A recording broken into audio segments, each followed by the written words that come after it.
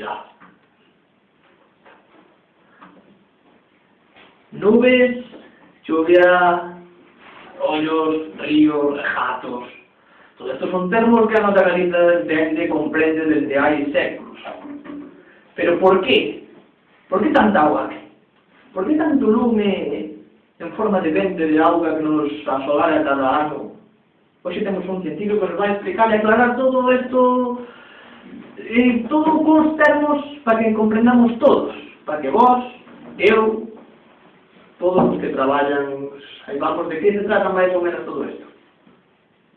Hoxe, con todos vos, o señor da auga ou da chuvia. Boas noites, señor da auga. Buenas. Buenas noites. Bueno, a primeira pregunta, como sempre, obrigada. Levas moitos anos estudando a auga aquí na Galiza. Por que aquí temos invernos de 10 meses e veranos de 2? Bueno, lógicamente hai que centrarse no que é a nosa situación conforme ao meridiano de Greenwich, que xa é algo de, levamos varios anos estudiando, entón podemos dar fe, de toda maneira, de que estamos apartados bastante da zona cálida do planeta Terra. Por iso se producen tantas precipitacións no que é o noso eido. E, de feito, te dixeste nunha entrevista no Leiro de Trabuco que o meridiano de Greenwich, se fose, en vez de vertical, horizontal, o clima cambiaba completamente.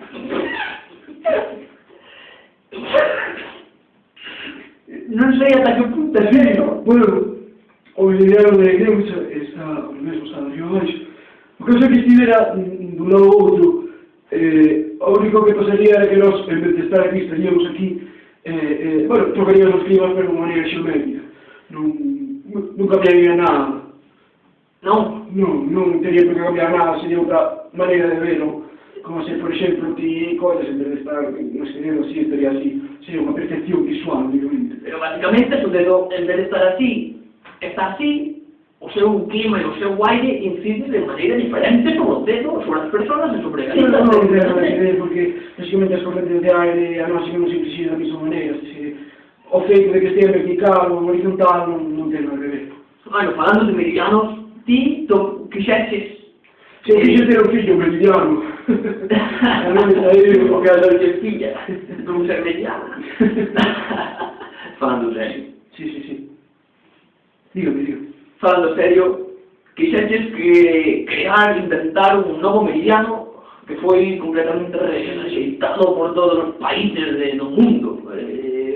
Como explicas eso? Como se vai chamar o meridiano? O meridiano de Puridatano, el chamar en honor ao dedo grego das facultades mentais trastornadas, porque xa sabía que non iban a aceptar. En realidad existe, non quería a comunidade científica reconocer o que era verdadeiro, porque atópase un pouquinho máis desviado como 2 graus, o meridiano de Greenwich non queren facer visible e de emisión. Que variación? Non unha variación, xa che digo, unha variación de 2 graus, máis ou menos, que parece nada. Está aí, pero basicamente calquera terremoto de unha escala un pouco grande, pois pode modificarlo. Claro. Pero claro, nunca vai insultarse con meridiano Greenwich, entón, claro, aí temos un problema. Significa hai región por o feito de reconstruir o grupo. Entrando quizás en polémica, por que pensa vostede que non lle fan caso o que só manteñen a vista este meridiano de Greenwich en vez de o seu? Bueno, lógicamente, a mí pasa con moitos grandes científicos, recordaríades a Galileo Galilei, a moitísimos outros científicos, como Johann Strasburgo, que quixeron explicar as súas teorías na comunidade científica por extravagante deles que non foron aceptadas, pero supoño eu que co tempo se aceptará esta teoría miña, dan igual o reconhecimento do meu nome, o reconhecimento das miñas moitas investigacións, o caso é saber que é unha realidade física. Non vou entrar máis nesse tema del politiqueo, porque me sabe que nunca se vai estar... Sí, bueno, este programa que aquí non me olvides políticamente aquí. Non entramos en temas políticos porque non nos gusta, podemos decir así. Cajamos.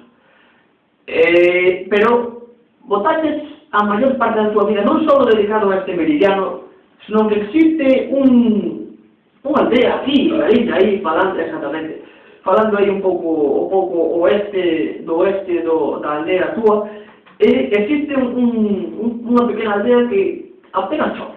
É curioso porque alrededor todo chove como o resto de Galicia. Sí, bueno, o que pasa é que nesta aldea produce un microclima debido ás baixas presións, nas que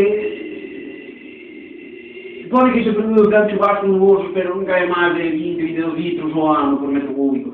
Entón, o que pasa? Curioso. Moi curioso, debido á súa presión, porque chamanlle o burato da terra. Esta aldea está a menos 23 metros por debaixo do nivel do mar. A mí non me produce gracia o comentario, quizás vostede parece xocoso como moitos supoño, pero non culpo vostede por facer mofa deste dato. Disculpa que estou recibindo aquí por o pinganillo unha serie de datos que a min producen gracia. O mellor a vostede non, porque leva moitos anos dedicados a xavier de todos que o curado espanto. Sinto como dicir neste momento, pero acabo de recibir aquí polo pinganillo. Nesta aldea só hai ras de cor vermella. Bueno, sí, unha especie bastante rara que só se pode atopar nos trópicos, pero claro, dada a calidez desa aldea, esa ras viuse obligada a vir a esa aldea. De feito, poderes unhas condicións climáticas excepcionais para a súa producción. De feito, foi indumentaria que leva a posta, que disfrutamos hoxe, todos podedes ver, baseada nesa ras. Sí, esa ras, ademais, como moi pequeno, son quedan 250 exemplares, non porque a xente da aldea se dedica a cazalas, sino porque estamos sufrindo o cambio climático, a temperatura, a variación de temperatura, pois está allí afectando muitísimo este anfibio.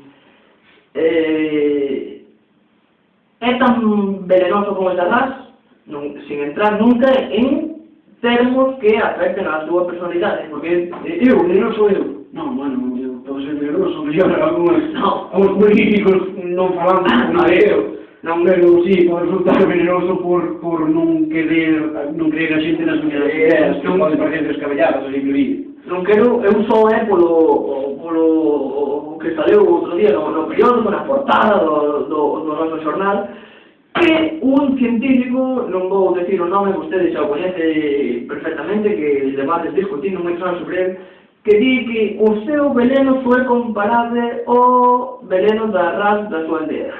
Non sei que quere dicir. Eu creo que se refire ás miñas verbas, a decir as cousas. Pero eu son unha persoa, como sempre, desde pequeno, moi sincera, eu digo que hai, sen temor a equivocarme, se me equivoco, retractareime, pero cando estou seguro do que vou dicir, digo, ofenda a quen ofenda e moleste a quen moleste. Supoño que así debería ser unha sociedade totalmente sincera. De feito, vostede ten dito que asocia unha palabra con outra que lle ven á mente. Eu queria facer unha pequena prova, eu voulle soltar 3 palabras e quero que me diga o primeiro que se veña á mente. A ver se é certo. Por exemplo, comecemos con estría. Estría, inútil. Tronco, porco e pedra. Mamón. Creo que abonda. Eu creo que sí, bueno. Sobran unhas palabras para comentar esta entrevista. Creo que se tedes algunha pregunta ao público, non sei se ven levanta a mano.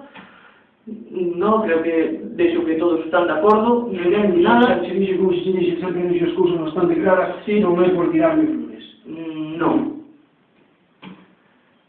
Ben, vistes o que hai, ben vistes o que houve aquí, estamos como sempre, chove, si, hai nubes, tamén, xea, pouco, estamos orgullosos do noso.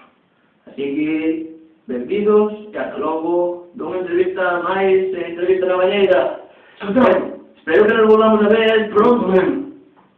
Así que, vémonos.